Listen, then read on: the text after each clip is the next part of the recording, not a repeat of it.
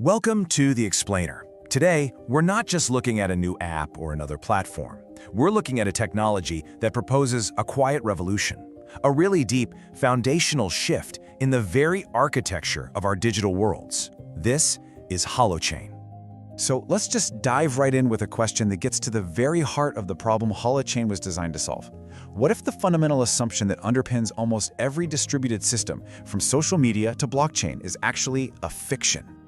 And this quote from the Holochain white paper just illustrates that fiction perfectly. It's this idea that for any network to be trustworthy, there has to be a single, all-knowing global truth, a universal record of everything, seen by everyone all at once. But that's an impossible construct, right? It's bound by the laws of physics. And that brings us to our first core concept, the need to dismantle this myth of a global state. This idea that in order to coordinate, we all have to march to the beat of a single, universal drum. I mean, think about it. Most distributed networks today are what you'd call data-centric. They burn enormous amounts of energy and computing power just trying to maintain this one single shared ledger. The white paper says they advance in lockstep as if a single-threaded process, even when they're running on thousands of computers. It's just immensely inefficient and, fundamentally, it's limited. Now, what's so interesting here is how this frames the paradigm shift.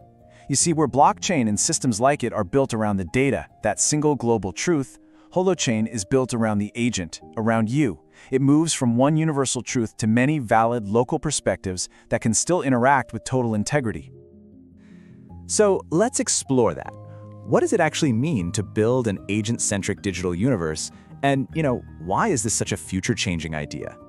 Well, instead of that rigid mechanical model of a single global computer, Holochain looks to life itself. It looks to biology. I mean, nature doesn't have a central command center, right?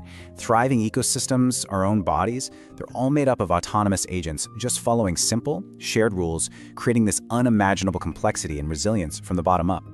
And at the absolute center of this new universe is the agent. You are the source of your own authority. Every single action you take is yours alone to author. Now, this isn't just a technical detail, it's a restoration of our digital agency. So, and this is the crucial point, there is no single massive blockchain. Instead, every single agent maintains their own personal history, a cryptographically secure, tamper-proof log of their own actions. Think of it like your own private digital journal, and you are the sole author. To really make this all click, the Holochain white paper gives us this powerful metaphor. Think of agents as individual cells. The application's validation rules?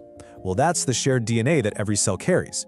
And together, you form a social organism where the validation process itself acts like a collective immune system. Okay, so how does this all work together? If every agent is their own authority, running on their own little source chain, how is trust and coordination even possible? How do you prevent just total chaos? The answer is just elegant. Coordination happens because everyone has agreed to play by the same rules, that shared DNA. It's like a game of chess, there's no central referee constantly watching every single chessboard in the world. The game works because both players know the rules, and they can see for themselves if a move is valid or not. And this shows you just how simple the process is. It's lightweight and it's local. When you make your move in the game, you publish it. A small random set of your peers receive it. And they don't need to know the state of the entire world. They only need your history and the shared rulebook, the application's DNA, to know if your move is valid. So once an action is validated, it gets published to this shared space, a distributed hash table, or a DHT. You can think of it like a vast collective memory, but, and this is key, without a central server. Everyone holds a small, random piece of the whole, creating a system that is incredibly resilient and has no single point of failure.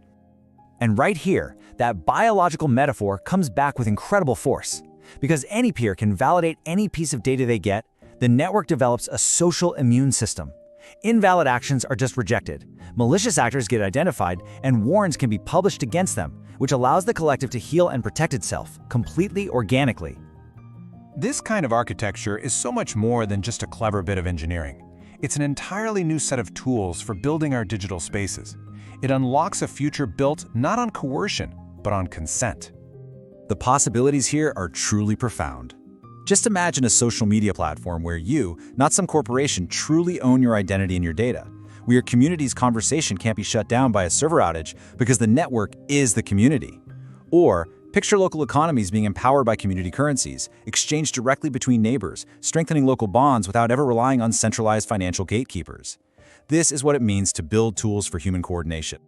And this brings us to the most epic, the most future-changing idea at the very heart of the Holochain patent and its white paper. This is the ultimate goal.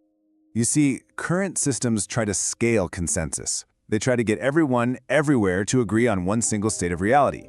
And it's slow, it's expensive, and it's fragile. Holochain does something far more powerful. It scales consent. It provides a framework where groups can coordinate with integrity, not because they're forced into a single global agreement, but because they have freely chosen to play by the same set of rules.